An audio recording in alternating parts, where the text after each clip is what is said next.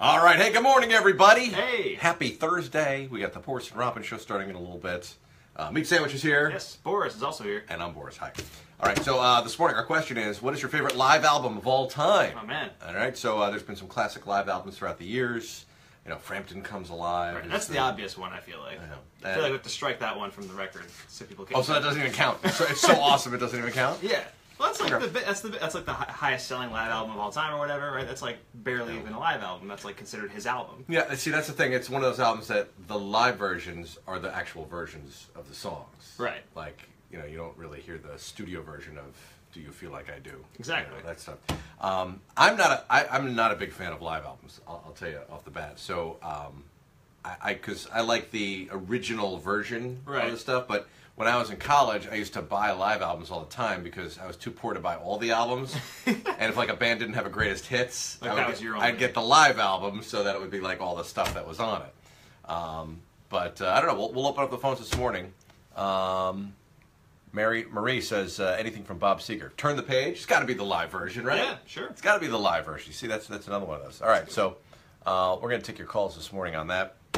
Also, I found something pretty cool. I'm cleaning out my basement at my house, and it's Throwback Thursday. And Meat Sandwich is like, what is this envelope doing on your desk? I found old publicity photos from when I used to work at the other radio station across the way. And I had this co-host. Her name was Lynn Thompson. She was the best. Look at this picture. This is me and Lynn Thompson.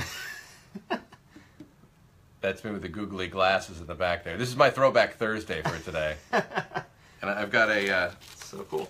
I got shots of other people that work here. They probably don't want me to show them on camera because some of them are pretty bad. But here, this is my glamour shot. All right? This is the hot, sexy DJ from the alternative station back in the day. Oh, wow. Look at him. Look at that guy. Oh, man, he was getting laid left and right. That guy. Oh, man. Woo! Look at that. Man. So, that is something.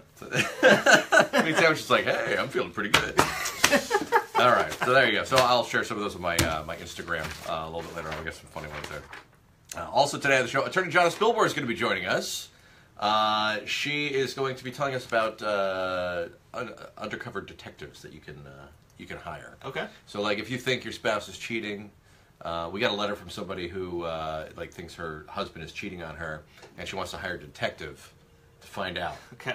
I never think of like undercover detectives as a real thing. I just assume they exist only in movies. Yeah, but apparently they're real, and you can hire them, and they'll you know, do like investigations for you and stuff like that.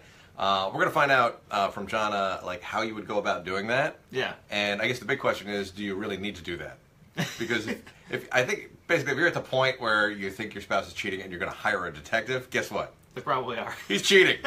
He's cheating. Or you have a trust issue and you really should not be in that marriage. Yeah. That's usually it.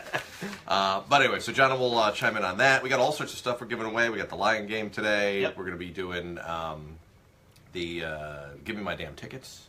And of course, the WPDH Workforce Payroll too. So we'll get to all that. Cool. All right. Yeah. There you go. We'll see you later on. I'm going to leave you again with my sexy photo. Look at that. Look at that. That's a radio DJ who loves ring dings.